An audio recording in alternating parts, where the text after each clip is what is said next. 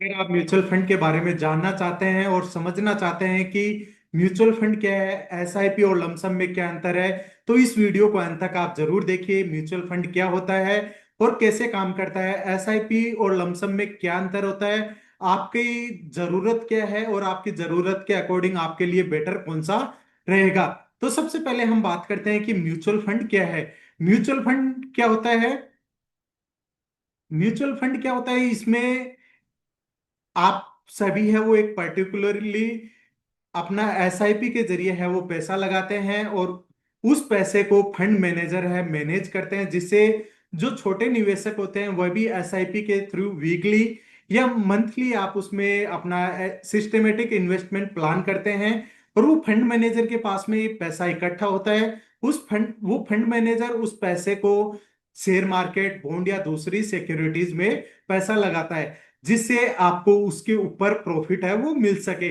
इसमें जो एसआईपी के थ्रू जो छोटे निवेशक होते हैं उसको जोखिम कम होता है और छोटे निवेशक भी अपना धीरे धीरे करके बड़ा पोर्टफोलियो है वह बना सकते हैं। एसआईपी और लमसम में क्या अंतर है? एसआईपी यानी सिस्टमेटिक इन्वेस्टमेंट प्लान। इसमें हर महीने आपका एक निश्चित अमाउंट है वो निवेश किया जाएगा, आपकी इनकम है उसके अकॉर्डिंग, जिससे कि 1,000 से लेके आप जितना भी आपके इनकम है उसके अकॉर्डिंग आप अपना एसआईपी कर सकते हैं। और लमसम क्या होता है कि आपके पास कोई भी बड़ी अमाउंट आए, जैसे कि 10,000, 20,000, 50,000, लाख रुपए है, उसको किसी भी फंड में आपने एक साथ लगा दिया। अब इसका फायदा कब मिलता है? यदि मार्केट है वो डाउन साइडेड में है, तब आप यदि उस फंड को लमसम अमाउंट को यदि लगाते हैं तो आपका जो नेव है उसमें आपको यूनिट्स है वो ज्यादा मिलेगी और जब भी मार्केट है वो इंक्रीज होगा तो आपका लमसम अमाउंट का बेनिफिट है वो मिल सकता है। और एसआईपी से क्या होता है, कंपाउंडिंग का फायदा मिलता है। आपने इस महीने सपोज करिए 2,000 रुपए की एसआईपी की और सेम उसी डेट को नेक्स्ट मंथ है वो एसआईपी कट होगी, तो इस महीने यदि मार्केट डाउन है और अगले महीने थोड़ा भी ज्यादा है तो आपको नेव है वो आपकी जो यूनिट्स है वो एवरेज होती रहेगी और आपकी प्राइसेस है वो एवरेज होकर आपको अच्छा खासा लॉन्ग टर्म में आपको निवेश प्रॉफिट है वो मिल सकता है। बिगनर्स हैं वो कैसे शुरुआत करिए? सबसे पहले आप अपने फाइनेंशियल गोल्स हैं उसको तय करें कि आपको बच्चों की पढ़ाई के लिए एसआईपी करना है या आपको घर खरीदना है, आपको कार खरीदना है, कितना किस टाइम फ्रेम के लिए आपको रकम है वो आपका इन्वेस्टमेंट करना है। बजट देखें आपकी, यदि बड़ी रकम नहीं है, आपको इन्वेस्टमेंट ज्यादा नहीं है, तो आप छोटी एसआईपी से शुरू करिए, मंथली 1,000, 2,000, 5,000 से स्टार्ट करिए। अब उसके लिए सबसे ज्यादा जो डिफिकल्ट टास्क होता है कि आप कौन से एएमसी को चुने या फिर किस फंड में अपना पैसा लगाइए। तो उसके लिए आप उसके लास्ट 3 ईयर, 5 ईयर का जो कैलकुलेशन है वो देखिए, रिस्क प्रोफाइल करिए और वो फंड किस स्टॉक्स में पैसा इन्वेस्टमेंट करता है, क्या वो स्टॉक्स है वो परफॉर्म अच्छा कर रहे हैं। इन सभी को देख के ही आप अपने अकॉर्डिंग है वो फंड है सेलेक्ट करिए, जिसमें इक्विटी, डेबिट या डेट या हाइब्रिड फंड है वो आप सेलेक्ट कर सकते हैं। या फिर आपके लिए इतना मुश्किल काम है तो आप डिस्क्रिप्शन में मोबाइल नंबर दिए हुए हैं, आप मेरे से भी कनेक्ट हो सकते हैं ताकि आपको थोड़ा और बेनिफिट है, हेल्प है वो आपको मिल सके। कैसे डिसाइड करना है कि एसआईपी करना है या लमसम करना है? यदि आपको रिस्क कम चाहिए और आप अभी स्टार्टिंग यदि एसआईपी में कर रहे हैं, म्यूचुअल फंड में आप अभी स्टार्टिंग कर रहे हैं, तो आपके लिए एसआईपी है वो बेटर है। और अगर मार्केट में गिरावट है और बड़ा फंड है तो आप लमसम है उसका लॉन्ग टर्म में आपको बेनिफिट है वो मिल सकता है।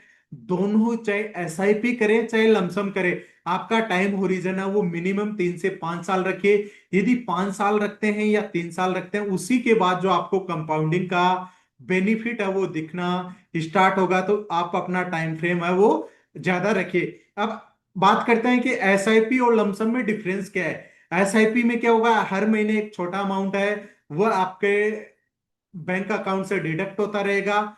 जो नए निवेशक है उनके लिए ये बेटर है, कंपाउंडिंग होती रहेगी, रिस्क कम रहेगा। यदि मार्केट अधिक गिरा तो आपको रिटर्न है वो कम मिलेगा, यदि मार्केट अच्छे से बढ़ा तो आपको रिटर्न है वो ज्यादा मिल जाएगा। लमसम में क्या होगा, एक साथ बड़ा अमाउंट लगेगा और जो प्रोफेशनल ट्रेडर हैं जो शेयर मार्केट को जानते हैं कि कब गिरावट हो रही है, कब मार्केट बढ़ेगा, तो उनके लिए लमसम है वो बेटर है। मार्केट जब भी लो रहता है तब वो अपने एसआईपी वाले फंड में भी लमसम अमाउंट है वो लगा सकते हैं। यदि आप मार्केट टॉप पर है और वहां पर यदि आपने लमसम अमाउंट लगाया तो फिर आपको नुकसान भी हो सकता है। तो यह नहीं है, म्यूचुअल फंड में बेनिफिट भी होता है और लॉस भी होता है। यदि आपका फंड है वो अच्छा परफॉर्म नहीं कर रहा है तो हो सकता है आपको उसके अकॉर्डिंग लॉस भी हो सकता है। पर ध्यान रखिए, यदि आप 3 से 5 साल तक कंटिन्यूसली उस फंड में बने हुए हैं तो आपकी एवरेज है वो कैलकुलेशन होती रहेगी और आपको उसमें लॉन्ग टर्म में बेनिफिट होने के चांसेस है वो इंक्रीज हो जाते हैं।